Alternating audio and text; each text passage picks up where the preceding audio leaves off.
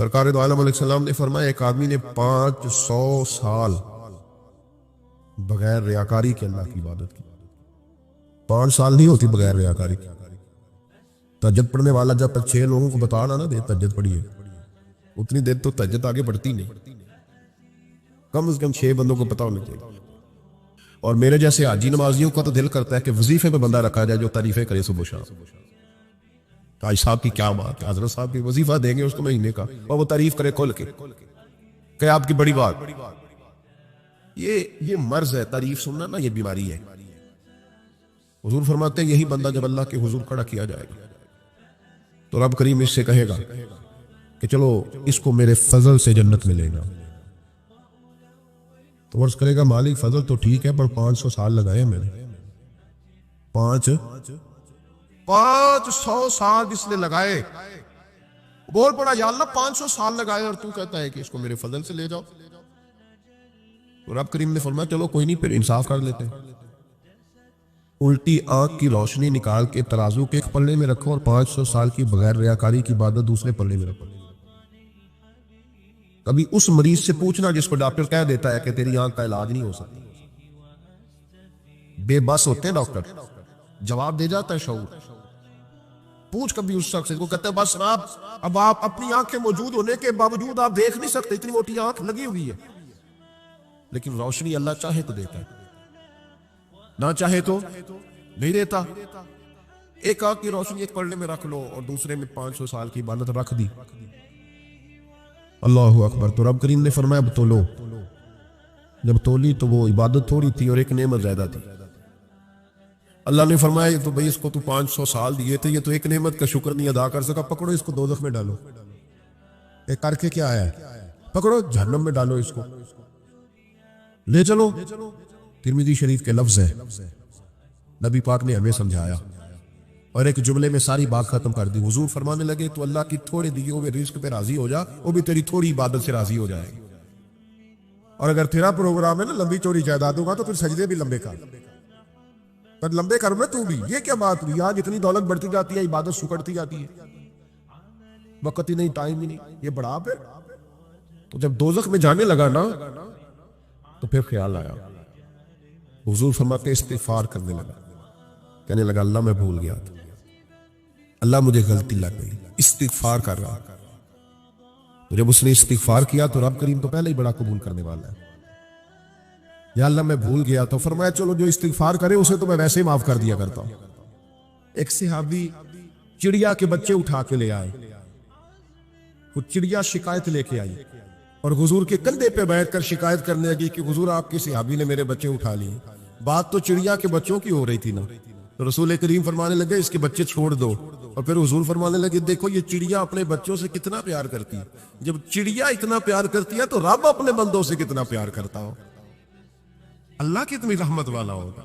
यानी हर बात में रसूल करीम ना, हर बात में अल्लाह की रहमत का जिक्र। एक जंग का मौका है तो सहाबा किराम अलैहिम रिदवान फरमाते हैं कि दौरान जंग एक औरत का बच्चा खो गया और बच्चा भी दूध पीता था। दूध पीता बच्चा कुछ देर मिले ना तो माँ की छातियों में दूध जोश मारता है। दूध पीता बच्चा खो गया तो औरत दीवानों की तरह, मजजूबों की तरह बच्चा तलाश करती है। मेरा बच्चा, कभी इधर जाती है कभी उधर जाती है, ढूंढती है, तलाश करती है, परेशान होती। मेरे रसूल करीम की नजर पड़ गई, हुजूर की नजर रहमत हो गई। तो महबूब फरमाने लगे सहाबा बताओ इसका बच्चा ढूंढो। एक सहाबी कहने लगे हुजूर मुझे पता है कहाँ है, अभी मिलवा देता हूं। तो हुजूर ने फरमाई अपने बच्चे से कितना प्यार करती है। अर्ज की हुजूर ना कोई माप सकता है, ना कोई तोल सकता है, ना कोई अंदाजा कर सकता है। हुजूर की आंखों में आंसू आ गए। फरमाया बदला एक बात तो बताओ या रसूलल्लाह पूछिए। फरमाया अगर इसका बच्चा इसे मिल जाए तो ये उसे आग में डालेगी। तो सहाबा अर्ज करने लगे हुजूर हो ही नहीं सकता, ये तो गर्म हवा नहीं लगने देगी। तो हुजूर फरमाने लगे मेरा रब इससे बहुत बढ़कर अपने बंदों से मोहब्बत करने वाला और इससे बहुत बढ़कर अपने बंदों पे रहम करने वाला है। वो भी चाहता नहीं कि उसके बंदे जहन्नम में जाए। इमाम गजाली ने बड़ी खूबसूरत रवायत लिखी। हजरत अबू हुरैरा रज़ी अल्लाह तआला अन्हु फरमाते हैं कि हम लोग बैठे थे तो यकायक एक देहाती आराबी आया, यकायक अंदर दाखिल हुआ। अस्सलामु अलैकुम कहा, बंदा बड़ा सादा था, ये भी नहीं पूछा कि बातें क्या हो रही थी, कोई सवाल जवाब नहीं, सलाम लेने के फौरन बाद अर्ज करता यार सुन ले, एक मसला पूछना था। कहते हम हैरान हो गए कि यार पहले पूछ तो ले, पहले क्या बात हो रही, आते ही अपनी छेड़ दी है। एक मसला पूछना तो हुजूर ने फरमाया पूछो। अर्ज करने लगा हुजूर ये बताए कयामत वाले दिन हिसाब किसने लेना है? तो महबूब मुस्कुराए, फरमाया बोले आदमी सादी सी बात है, हिसाब अल्लाह ने लेना है। कहते वो बात सुन के ना तो चल पड़ा, जवाब सुन के तो चल पड़ा, रुका ही नहीं। तो हुजूर ने फरमाया ठहर तो जा, पहले तो तू आया है, सलाम ली है, बात भी कोई नहीं करने दी, धड़ाम से अंदर दाखिल हुआ और सवाल का जवाब लिया और फिर तूने तरसला ही नहीं किया तो निकल गया। यार सुना हुक्म करे। फरमाया क्या पूछ रहा था? हुजूर पूछा है कि हिसाब कौन लेगा? तो हुजूर फरमाने लगे मैंने बताया अल्लाह लेगा। तो बोला क्यों नहीं? कहने लगा यार सुना बस इतना ही पता करना था, अगर अल्लाह ने हिसाब लेना है तो फिर हमने बाची जाना है इंशाअल्लाह, फिर बाची जाना है। तो हुजूर फरमाने लगे किस तरह? कहने लगा यार सुल्ला जब वो करीम गालिब आएगा ना, जब उसका गलबा आएगा तो वो बड़ा करीम है, उसने माफ ही करना, उसने माफ ही करना है, उसने करम ही करना है। अदल करे ते थर थर कंबल, अदल करे ते फिर थर थर कंबल, उच्चियां शाना वाले, फजल करें ते बख्शे जाओ, मेरे जय मुंह खाले। फरमाया उसने माफ ही करना है। हजरत अबू हुरैरा कहते हैं कि हुजूर ने फरमाया ठीक है तू जा। वो चला गया तो हुजूर रोने लगे। फरमाते हमने अर्ज की हुजूर क्या हुआ? तो महबूब फरमाने लगे बंदा बड़ा सादा था पर बात बड़ी खरी कर गया है, बड़ी खरी बात कर गया। करीम जब गालिब होता है तो माफ ही फरमाता है। तो भाई सादे लोगों को भी पता था कि अल्लाह की रहमत की बात हमारे घरों में, हमारी गुफ्तगू में, हमारा एक दूसरे से मिलना, नाराज ना होना, मायूसी की बातें करते हैं। मायूसी, मैं इंतजार में हूं, मैं इंतजार में हूं कि कोई बंदा मुझे मिले और आके कहे मैं बड़ा राजी हूं, बताए अल्लाह का शुक्र कैसे कर ले। मैं इंतजार में हूं, इतने सालों में मुझे बंदा कोई नहीं मिला, जो मिला उसने यही कहा परेशान बड़ा हूं, दुआ कर दे।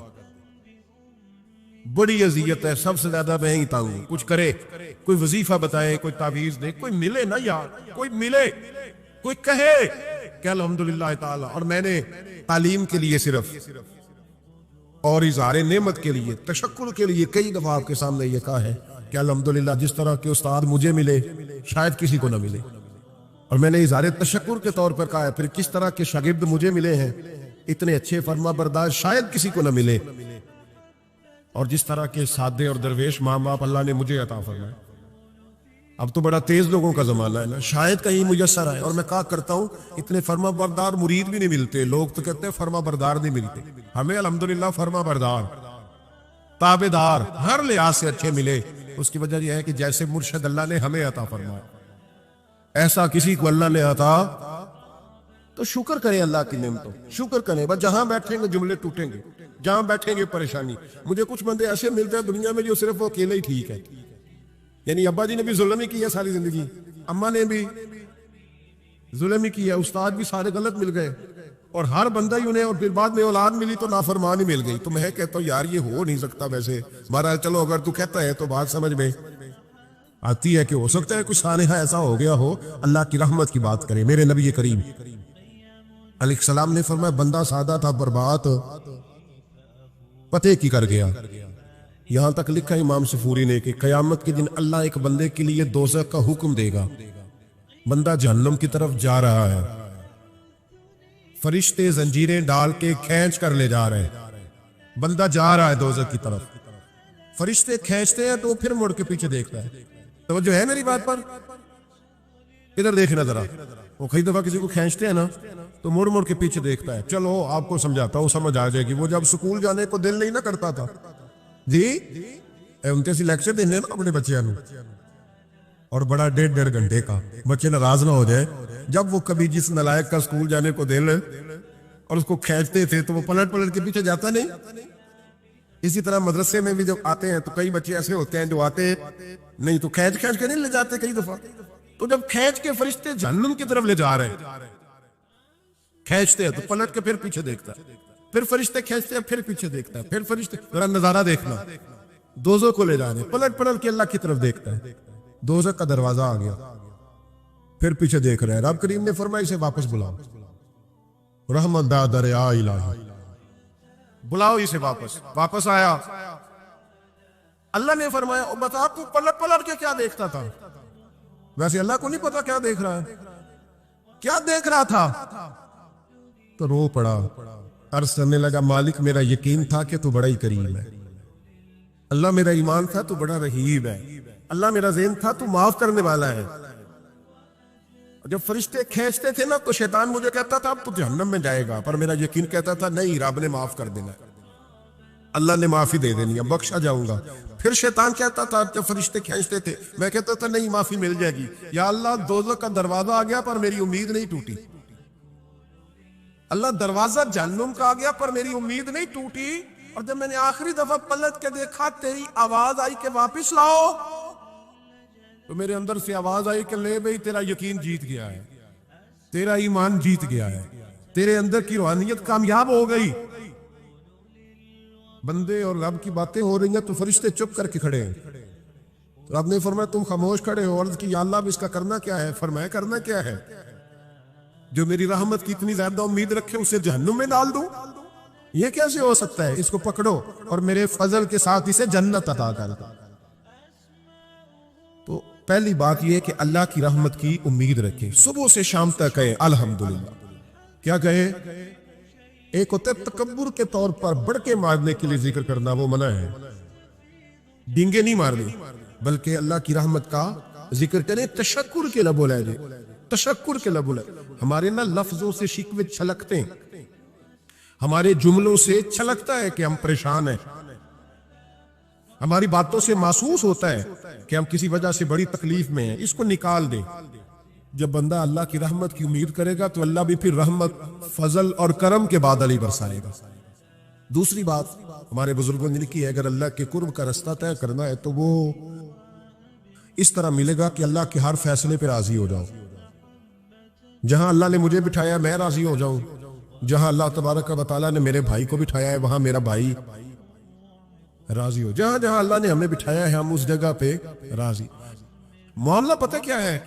हम अपनी मर्जी का फैसला चाहते हैं और मर्जी तो अल्लाह की चलेगी, मर्जी अल्लाह की चलेगी। मेरे रसूल करीम अलैहिस्सलाम ने सहाबा से पूछा तुम कौन हो? हुजूर मोमिन। फरमाई ईमान की दलील दो। भी ये बात मुझसे को पूछे तो शायद मैं झगड़ा करूं कि ईमान की दलील। हुजूर ने फरमाया कौन हो? या रसूलल्लाह मोमिन। फरमाया दलील दो। हुजूर दलील है हमारे पास। दो। या रसूलल्लाह, अल्लाह नेमत देता है तो हम शुक्र अदा करते हैं, मुसीबत डाले तो सब्र करते हैं, और जो फैसला अल्लाह हमारे हक में कर दे हम उस पर राजी रहते हैं। मेरे महबूब का चेहरा खुशी से खिल उठा। फरमाया तुम्हें मुबारक हो, तुम तो वाकई बड़े पक्के मोमिन हो। तुम मोमिन हो, अगर अल्लाह के फैसलों पे राजी रहते हो तो फिर तुम। हुजूर फरमाते कुछ लोगों को अल्लाह क़यामत में बगैर हिसाब किताब जन्नत में दाखिल करेगा। फरिश्ते पूछेंगे पुल सिरात से हुआ है? वो कहेंगे देखी नहीं। मिज़ान अमल तुलवाए? वो कहेंगे देखा ही नहीं। कैसे आ गए? तो कहेंगे खुदा के फजल से आ गए। फरिश्ते पूछेंगे तुम्हारा अमल क्या था? वो कहेंगे कुछ भी नहीं, आम लोगों की तरह नमाज पढ़ते थे, रोजा रखते थे, हज फर्ज हुआ तो किया, ज़कात अगर हमारे ऊपर लागू हुई तो दी, आम रूटीन के मामला। तो फरमाया इतनी बड़ी फजीलत के बगैर हिसाब किताब जन्नत कोई तो वजह होगी। तो बंदे अर्ज करेंगे वजह एक ही थी कि रब जो हमारे हक में फैसला करता था हम उस पर राजी हो जाया करते, हमें कोई शिकवा उस पर रहता। अल्लामा डॉक्टर मोहम्मद इकबाल रहमतुल्लाह अलैह, तवज्जो है मेरी बात पर? इधर देखना जरा मेरी तरफ। अल्लाह आपको खुश रखे। कुछ लोग ना जी कहते हैं डॉक्टर इकबाल ने दाढ़ी क्यों नहीं रखी थी? तो ये गलती की अल्लामा इकबाल ने, रखनी चाहिए थी उन्हें। नाराज हो गया आप लोग? जो जिसकी गलती है वो उसकी ये गलती हो गई उनसे, उन्होंने नहीं ठीक किया। अब इकबाल के दाढ़ी ना रखने से क्या सुन्नत की मुखालफत पर उसे डिग्री दी जाएगी? वो मैं क्यों ना हूं? जो काम खिलाफ सुन्नत है वो बहरहाल है। लेकिन मेरा सवाल यह है कि इकबाल ने सिर्फ दाढ़ी नहीं रखी, बाकी सारे काम अच्छे किए, तो आप बाकी के तो सारे अच्छे कर लेना। इकबाल ने जो काम किया, जो दीन का दर्द दिया, जो पैगाम दिया, जो जद्दोजहद की, उसको तो समझ लो ना। मतलब सिर्फ दाढ़ी पे आके दलील पकड़ते हो। अल्लामा इकबाल ने मकान भी नहीं बनाया अपना।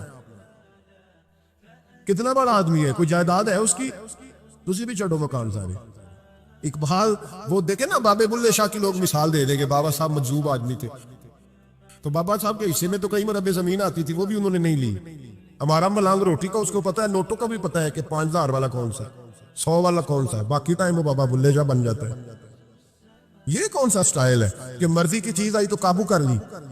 तो डॉक्टर इकबाल ने ये दुरुस्त किया, लेकिन इसके बावजूद हमारा नजरिया है कि अल्लाह उसकी ये खिताब माफ कराएगा, पर बंदा बड़ा बाकमाल था, ये बड़ी खूबी थी। और उसमें भी कुछ हिकमत होगी, कुछ बातें ऐसी उन्होंने लिखी हैं बाज़ जगहों पे। लेकिन इकबाल की जो मारिफत है, जो हुसन है, जो वक़ार है उनके लबो लहजे में, उसका इनकार किया जा सकता नहीं। लेकिन इसको हम डिफेंड भी नहीं करते। जो किसी में कोई कमजोरी है वो बहरहाल उसकी, वो एक सवाल बड़ा उठता था, लोग कहते थे कि आप रोज दाढ़ी की बात भी करते हैं और अल्लामा इकबाल की बात भी करते हैं, तो मैंने आज उसकी वजाहत कर दी। हजरत मौला अली शेर खुदा रदी अल्लाह ताला अन्हु इरशाद फरमाते हैं कि एक आराबी नबी पाक सल्लल्लाहु अलैहि वसल्लम की बारगाह में आया और उसने बार बार सवाल किया, बार बार हुजूर से सवाल करने लगा। सरकार की आदत थी कि जब आपकी तबीयत मुबारक, मिजाज मुबारक बड़ा ठंडा होता था तो आप सवालों के जवाब देते, और जब कोई सवाल का जवाब ना देना चाहते तो खामोश हो जाते। लेकिन उसने बार बार इसरार किया ना। ये मजमू ज़वाइद में हदीस मौजूद है, रावी है मौला अली शेर खुदा। देखिए हुजूर का नूर देने का शौक कितना है। नबी पाक सल्लल्लाहु ताला अलैहि वसल्लम से जब उस एराबी ने बार बार सवाल किया ना, तो फिर हुजूर खुद फरमाने लगे, चल फिर मांग, तू क्या मांगता है। मौला अली फरमाते, हमें बड़ा रश्क आया, हमें बड़ा नाज आया। हमने कहा क्या बात है। हुजूर ने फरमाया, मांग, क्या मांगता है।